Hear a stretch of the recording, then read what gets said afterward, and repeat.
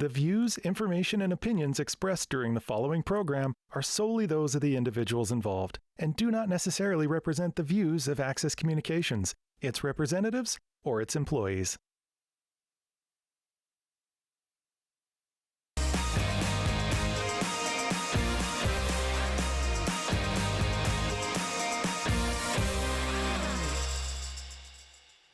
Good evening, everyone, and welcome to the regular meeting of the Weyburn City Council, held here at the City Council Chambers, 6 p.m. Monday, March 14th. The first item on the agenda is approval of the minutes of the regular council meeting and strategic planning and priorities meeting held February 28th, 2022. Do you have a motion, please? I'll make that motion, Your Worship. Second? I'll second that, Your Worship. Discussion? Seeing none, call a question. All in favor? Carried. Additions to the agenda. City Manager? Thank you, Your Worship. There's no additions from administration tonight. Council? Seeing none, moving forward. There's no public hearings and notices. Delegations, proclamations, and petitions. Reports to standing committees, there is none. Consent agenda. We have the Fire Department report, the Water Treatment Plant report, and cash activity report. Do you have a motion, please? Your Worship, I'd like to make a motion that the items on the consent agenda be accepted as presented. Your Worship, I'll second that motion. And with that, call the question. All in favor? Carried. Motions. Accounts payable. Do you have a motion, please? Your Worship, I would move that the purchases in the amount of $910,231.81 from February 25th to March 10th, 2022 be passed for payment. Second? I'll second that, Your Worship. Discussion? Jennifer, I guess the one that you're not quite there, because this is more Andrew Crow's one, but I noticed in the checks we purchased some self-watering planters. Do you know anything about that? Mel, you're nodding your head. Oh yeah, and so that's interesting that coming up to SUMA, that we are going to SUMA Convention. We've seen this numerous times, and it's good to see that we're going forward with this, that it saves a lot of stuff there. So, okay. Call the question. All in favor? Carried unanimously. Water and waste RFP. Yep. So this is for the 2022 water and wastewater infrastructure. In 2022, the city budgeted for water and wastewater infrastructure improvements work to be performed by contractor. Proposed work is divided into 5 areas. So fire hydrant replacement at 8 locations for a budget of $35,000. Street valve replacements at 10 locations at a budget of $55,000. Manhole refurbishment, 8 locations at a budget of $40,000. And just a note on that one, it does also include money for contracted sewer repairs in that $40,000, so that number is a little bit higher. Catch basin repair and replacement, 6 locations at a budget of $25,000, and storm sewer refurbishment, 3 locations at a budget of $15,000. So on February 7th, a request for proposal was posted on SAS Tenders and the city website. The RFP was divided into the 5 parts as above, and potential bidders were informed that they could bid on any or all of the parts. Quotations were to be received by the city of Weyburn on Thursday, March 3rd at 1 p.m., and a total of 3 proposals were received. The bids are summarized below and include PST and GST. So as you can see, based on the expertise of the certain contractors, they bid on what best fit with their business. And just the X indicates that no bid was submitted for that specific part. So the proposals submitted were reviewed to ensure bidders understood the scope of work involved, met the RFP requirements, and ensure the project delivery schedule could be met. So all bidders that submitted proposals met the requirements of the tender and were valid bids. So based on the fulfillment of tender requirements and weighted ranking of bid results according to selection criteria provided, it is recommended that parts 1 and 5 of the 2022 water and wastewater infrastructure RFP be awarded to Margette's Construction. So for part 1, it would be $28,416, and then for part 5, to not exceed the $15,000 budget, we would be removing 1 storm drain location so that we could come in line with the budget there.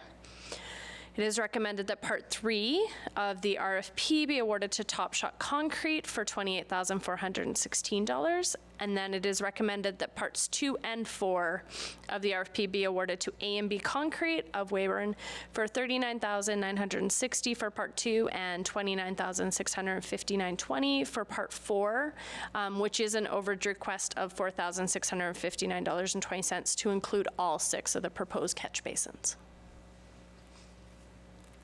Do you have a motion? Your Worship, I move that Council approve the recommendation of the Director of Engineering for the 2022 water and wastewater infrastructure request as follows. Part 1 and 2 be awarded to Margette's Construction, the amount of $28,416 for Part 1 and less 1 storm drain location for Part 5. Part 3 be awarded to Top Shot Concrete of Saskatoon for $28,416. And Part 2 and 4 be awarded to A&B Concrete of Weyburn, with Part 2 in the amount of $39,960 and Part 4 in the amount of $29,659.20, which consists of an overage of $4,659.20 to include all 6 of the proposed catch basins. Second? I'll second that, Your Worship. Discussion? Seeing none, call the question. All in favor? Carried unanimously.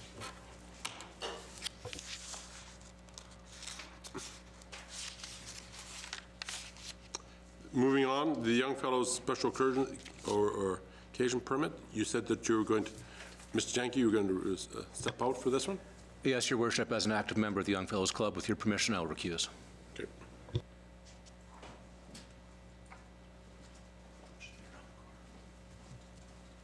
Go forward. Thanks, Your Worship. So we have a request from the Young Fellows Club looking for use of our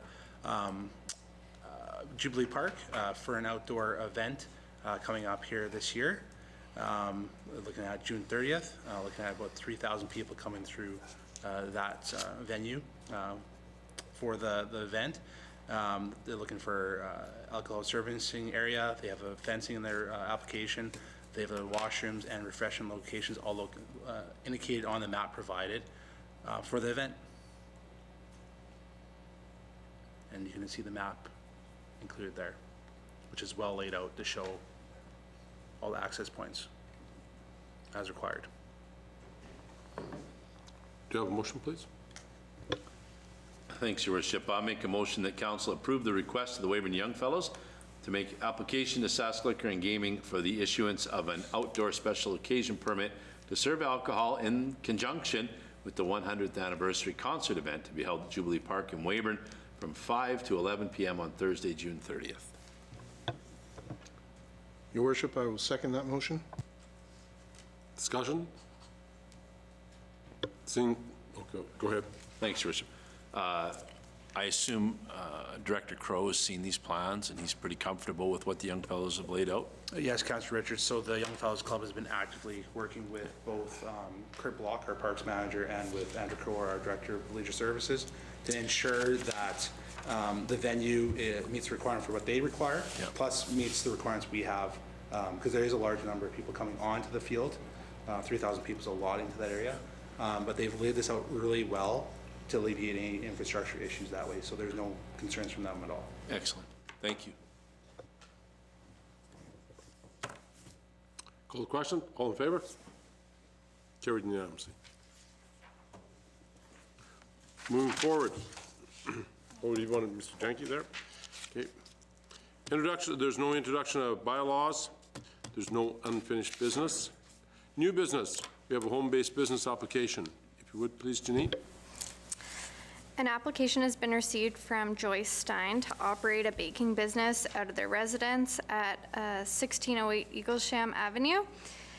They are located in the R1 zone, and the business is proposed to operate Tuesdays to Fridays, 10 a.m. to 4:30 or 5:30 p.m. It would be considered a controversial use as the business involves clients being directed to the home throughout the day. There's a minimal anticipated increase to traffic flow with one client at a time, and parking on the driveway is available. Neighborhood notice is required for home-based businesses in residential dwellings in this zone because it is considered a controversial use. when customers and clients are attending the home. Neighborhood notices were mailed out on February 25th to all neighbors within a 50-meter radius. Residents receiving the notices were given the opportunity to comment on the application, and no concerns or objections were received. Home-based businesses are permitted use, meaning that landowners have the right to undertake the use in accordance with the bylaw unless provisions of the bylaw are specifically contravened.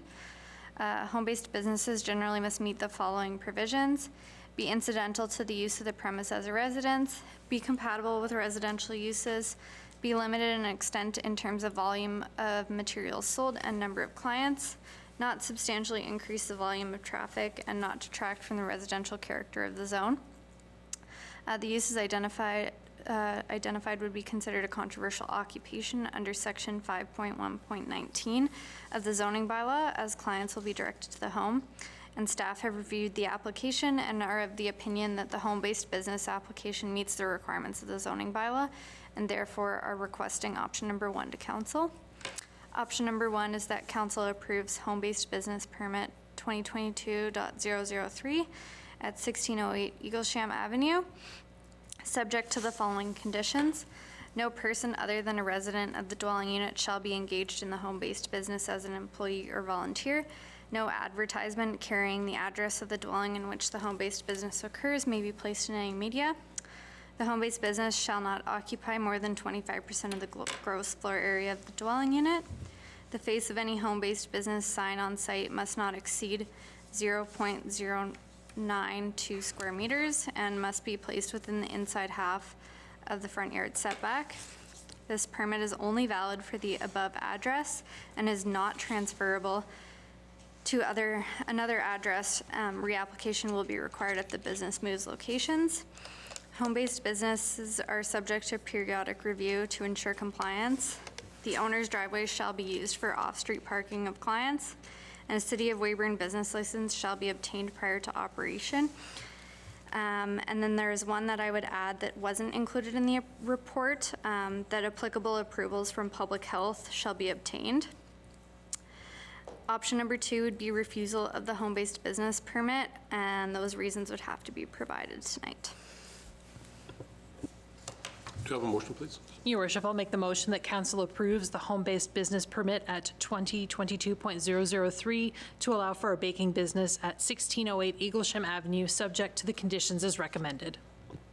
I'll second that, Your Worship. Discussion? Mr. Richards? Just a note of gratitude to Janine for looking after the details on this one and all of our home-based permits. It's good to see. Thank you. Call the question.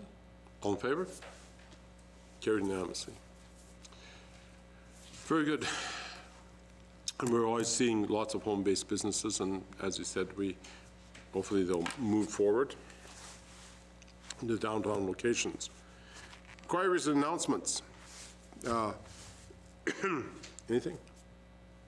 I guess I have one for you on there. And it was brought up to me that seeing that on 2nd Street in Souris, the lights are out, and right now we've gotten four-way stops. And the question was posed to me, why do we not have four-way stops there? Because if you go to one block over to the east, we have a four-way stop. That works good. Why do we have to have this lone life all the way here? Why can't we just save money for putting in these lights and cut that and just simply have a four-way stop there? So in situations like that, a traffic study would be done to analyze the area, and based on, I didn't put them in, but previous engineers' recommendations based on the traffic flow in that area, they would have put recommended streetlights in that area. That's primarily what we look at as traffic flow, the situation as it stands, and that's why you'd recommend a traffic light versus a four-way stop.